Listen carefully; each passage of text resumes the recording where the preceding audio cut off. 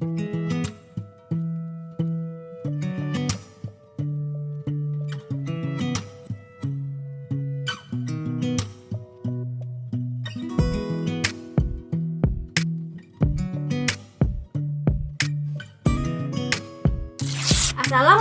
warahmatullahi wabarakatuh. Saya Dia Ayu Triutami, NIM 1800204 dari kelompok 13 akan mempresentasikan yang pertama tentang pengertian pengembangan sendiri itu apa. Kemudian yang kedua adalah pengertian komunikasi pembelajaran itu seperti apa. Pengertian pengembangan. Arti kata pengembangan menurut KBBI adalah proses, cara, perbuatan mengembangkan.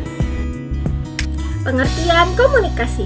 Menurut Ahmad S. Ruki, komunikasi merupakan proses pemindahan dan pertukaran pesan, di mana pesan ini dapat berbentuk fakta, gagasan, perasaan, data, atau informasi dari seseorang kepada orang lain.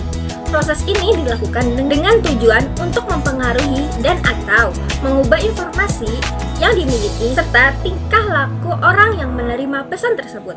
Komunikasi pembelajaran sendiri adalah proses penyampaian gagasan dari seseorang kepada orang lain supaya mencapai keberhasilan dalam mengirim pesan kepada yang dituju secara efektif dan efisien. Dalam kegiatan pembelajaran komunikasi antar pribadi merupakan suatu keharusan agar terjadi hubungan yang harmonis antara pengajar dengan peserta belajarnya. Keefektifan komunikasi dalam kegiatan pembelajaran ini dapat tergantung dari kedua belah pihak. Akan tetapi, karena pengajar yang memegang kendali kelas, maka tanggung jawab terjadinya komunikasi dalam kelas yang sehat dan efektif terletak pada genggaman tangan pengajarnya. Berhasilan pengajar dalam mengembang tanggung jawab tersebut dipengaruhi oleh keterampilannya dalam melakukan komunikasi ini.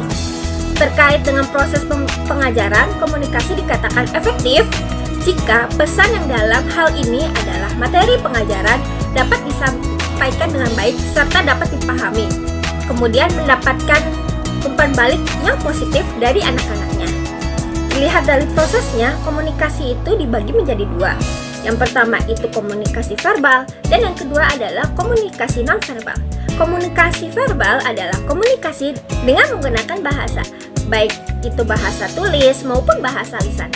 Sedangkan komunikasi non-verbal adalah komunikasi yang menggunakan isyarat, gerak-gerik, gambar, lambang, mimik muka, dan lain sejenisnya. Assalamualaikum warahmatullahi wabarakatuh. Perkenalkan, nama saya Elena Ramadhanti dengan NIM 1800214. Di sini saya akan menjelaskan manfaat pengembangan komunikasi bagi siswa. Yang pertama ada lebih percaya diri.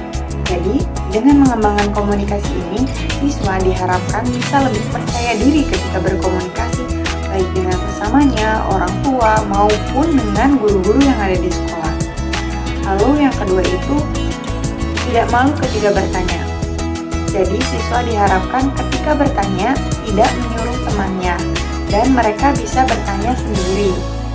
Lalu yang ketiga ada mampu mengemukakan pendapat.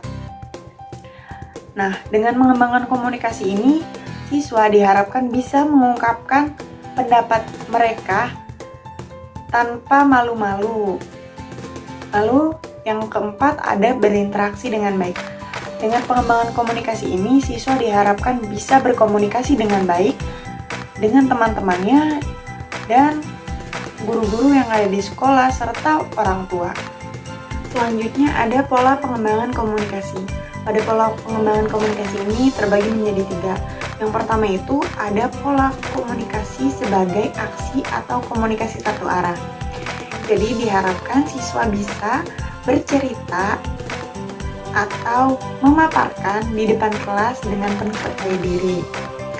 Contohnya ketika guru memberikan tugas bercerita di depan kelas atau guru meminta salah satu siswa untuk memaparkan apa yang telah mereka pelajari hari ini. Lalu yang kedua, komunikasi sebagai interaksi atau komunikasi dua arah. Jadi ketika bercerita itu, siswa bisa mengajukan pertanyaan kepada teman-temannya, lalu teman-temannya menjawabnya. Selanjutnya ada komunikasi banyak arah atau komunikasi sebagai transaksi. Pada komunikasi banyak arah ini, siswa diharapkan bisa mengumpulkan aspirasi teman-temannya dan memberikan pendapatnya sendiri. Contohnya ketika mereka melakukan tanya jawab. Biasanya ada orang yang menyanggah, ada orang yang menambahkan, ada orang yang bertanya kembali, dan lain-lain. Itu dinamakan komunikasi banyak arah. Nah, siswa diharapkan bisa mengikuti komunikasi banyak arah ini. Halo, Assalamualaikum warahmatullahi wabarakatuh. Perkenalkan, nama saya Syifa Alyadani dengan NIM 1800760 dari kelas 5A PGC. Nah, di sini saya akan membahas mengenai strategi pengembangan komunikasi. Untuk mengontrol orang lain melalui interaksi komunikasi, biasanya dengan cara memanipulasi dan memberikan dorongan sikap defensif. Strategi merupakan lawan dari spontanitas yang serba mendadak. Adapun strategi komunikasi sebagai berikut. Yang pertama, respect, yang kedua, empati, yang ketiga, audible, yang keempat, jelas maknanya, dan yang terakhir yaitu rendah hati. Menurut Joseph DeVito, strategi komunikasi adalah penerapan beberapa rencana untuk mengontrol orang lain.